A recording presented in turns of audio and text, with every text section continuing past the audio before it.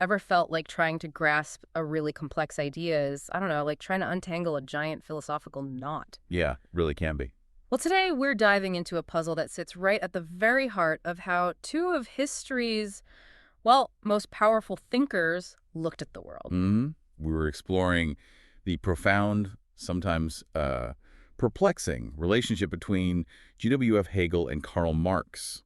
Specifically, what our primary guide for this deep dive calls the Enigma of the Inversion. And what a guide it is. We've pulled from a truly insightful piece of research for this one, Alan James Horn's rigorous 2003 PhD thesis, The Enigma of the Inversion, a study in the dialectics of Hegel and Marx. That is quite something. This thorough work is basically our shortcut to understanding how one brilliant mind fundamentally reshapes the ideas of another. Right. And our mission today is to really unpack Marx's famous idea of turning Hegel right side up again. We're going to try and discover how this radical philosophical move allowed Marx to eliminate the hidden workings of our economic and social world, revealing a surprising rational kernel that Marx found nestled within Hegel's often dense, almost mystical shell. So the hope is, by the end of this, you'll feel some of those intellectual connections kind of clicking into place, maybe a few aha moments. That's the goal. Okay, let's maybe start by setting the stage with Hegel's grand vision. For Hegel, logical thought itself wasn't just a reality, it was the ultimate reality. Yeah, it's a big concept to grasp. Imagine a universe where thought isn't just in things, but is the very fabric of everything. Like a cosmic mind. Kind of. A Yeah. complete self-generating system, like a giant evolving cosmic mind. Yeah. Wow, okay. And what's truly, well, counterintuitive about Hegel, maybe, is that for him, contradiction wasn't a problem to solve. Right. Normally we see contradiction as a flaw. Exactly. But for Hegel, it was, and I quote, the root of all movement and vitality. It's the inherent dynamic force that drives development forward. So conflict is actually necessary for progress in his view. Precisely. Think of it like this. An idea, a thesis, emerges.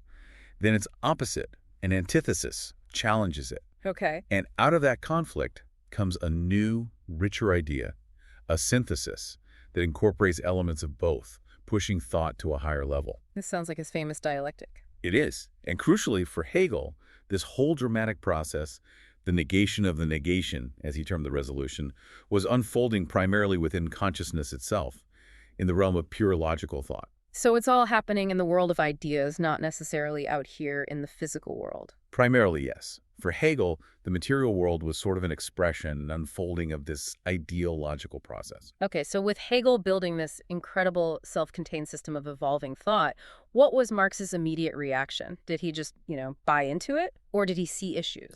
That's the core issue, isn't it? And where it gets really interesting, Marx looked at Hegel's philosophy and saw what he called an alienated science thinking itself. Alienated science thinking itself, what does that mean exactly? For Marx, Hegel's system was brilliant, no doubt, but it was like a super intelligent AI, pondering universal truths in a server room somewhere, completely disconnected from the real messy world of people and nature. Okay.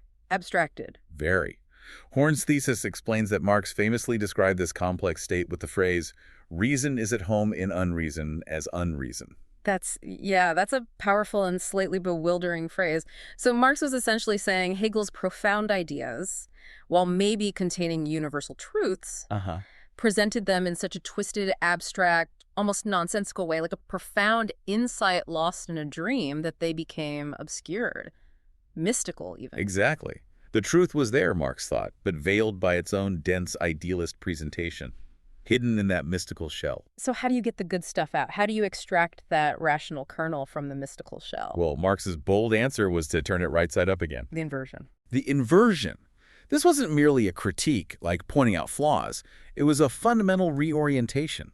It meant taking Hegel's idealist foundations and subject matter thought, spirit ideas, and demanding a materialist method for a materialist subject. Focusing on the real world, on material conditions. Precisely. On human society, economics, history, as it actually happens. And this wasn't a simple rejection of Hegel, was it? I mean, it sounds like he still saw value there, more like a radical re-engineering. That's a great point. It wasn't just throwing Hegel out.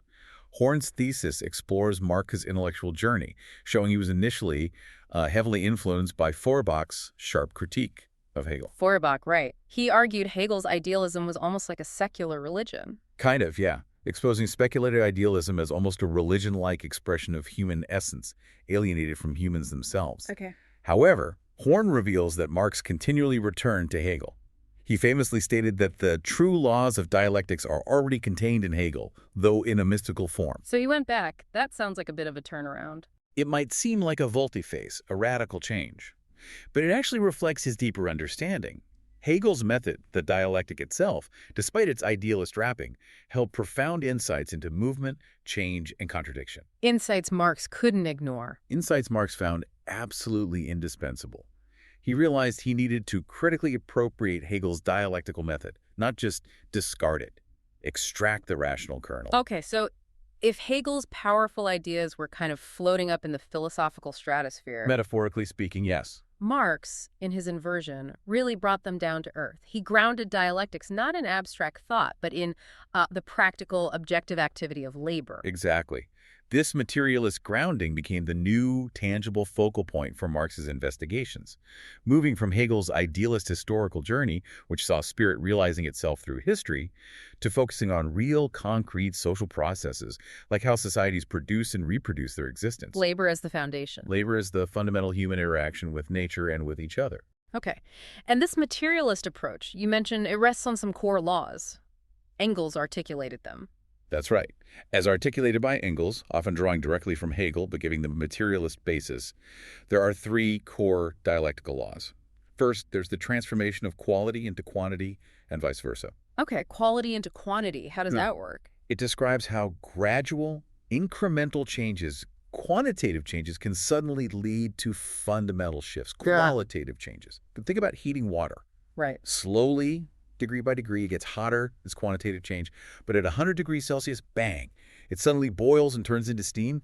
That's a qualitative change, a different state of being. Got it. Gradual buildup, then a sudden leap. Precisely. Second, the interpenetration of opposites. Okay. This is the idea that seemingly distinct or antagonistic forces are, in fact, mutually dependent and dynamically interact. They define each other. Light and shadow, or north and south poles on a magnet. Good examples. One can't exist without the other, and they constantly define and influence each other. They're locked together in a dynamic tension. Makes sense. And the third? And third, the negation of the negation. This is that process we touched on with Hegel.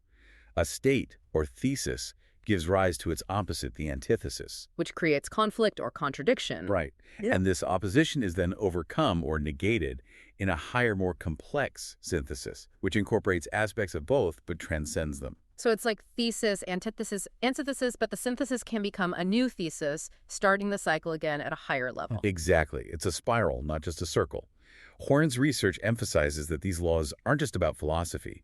They are seen as universally applicable to nature, human history, and even how we think. Okay, these three laws, quality, quantity, interpenetration of opposites, negation of negation, they provide an incredible framework for understanding change. But how does this abstract framework actually help us make sense of the world? Let's take something tangible, like, say, the value of a commodity, something we buy and sell. Excellent question, and a perfect example of where Marx applied these tools, specifically to political economy. He argued that every commodity has a kind of doubling of form. Doubling of form. Yeah, it has a use value, which is its practical purpose. Yeah. A coat keeps you warm, bread feeds you, simple enough. Okay. But it also has a value, specifically exchange value, which is its power to be exchanged for other commodities, how much it's worth compared to other goods. Use value is what it does. Exchange value is what it's worth in the market. Got it. Now, the key question is, where does this exchange value come from? Concrete labor, the specific act of sewing or baking, creates the use value. The tailor's skill makes a useful coat. Makes sense. But Marx argues that for exchange value, we need to think about something else. Abstract human labor power. Abstract human labor power. Yeah. It's not the unique skill of this tailor versus that baker. It's the sheer average expenditure of human effort, human energy, stripped of its particular form.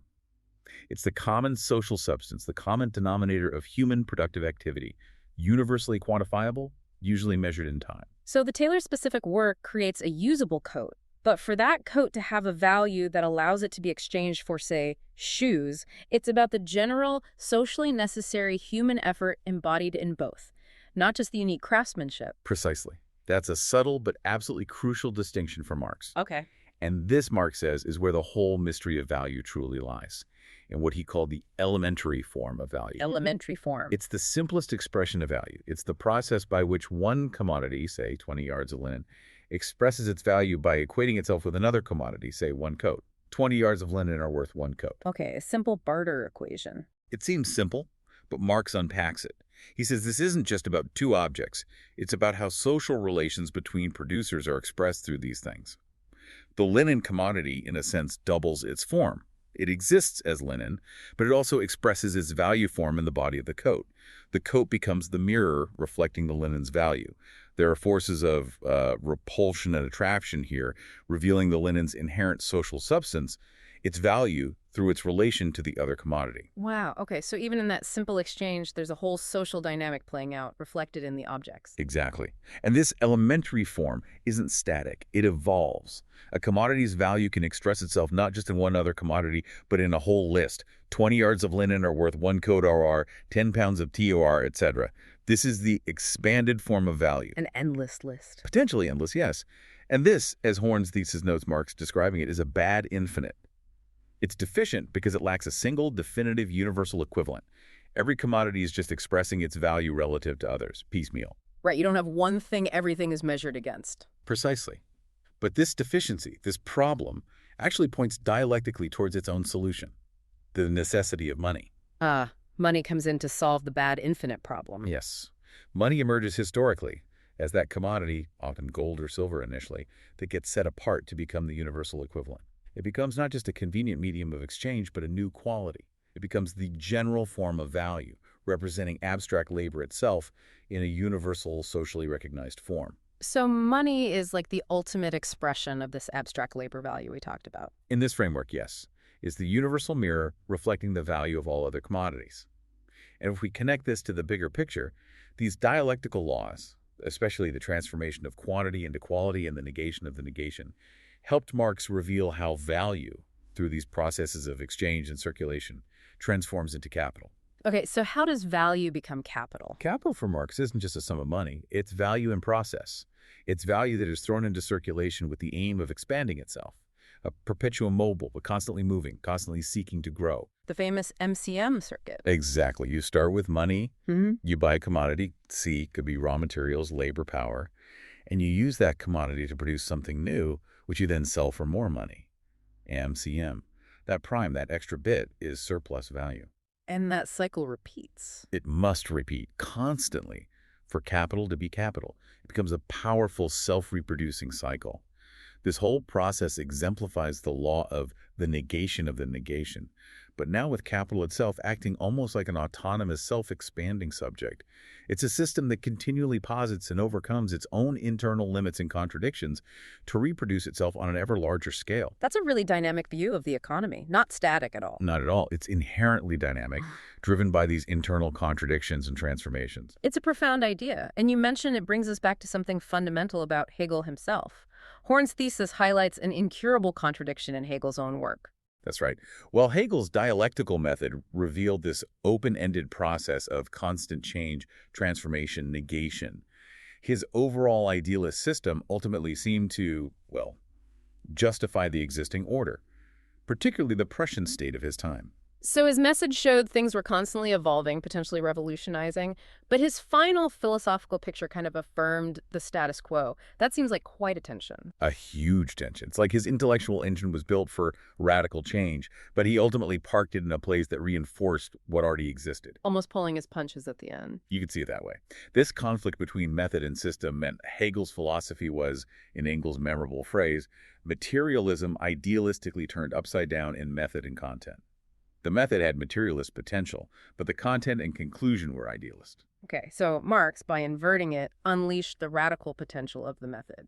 That's the argument. Marx's materialist dialectic pushed this open-ended nature even further. Yeah. It doesn't just explain how systems arise and maintain themselves, like capitalism through MCM. It also provides laws of decline and supersession. So his framework can also explain how systems break down. How does that work? Does it use the same laws? Yes, it uses the same fundamental laws, but looks at how the balance shifts. Marx analyzed how the material poles of contradiction within a system can change over time.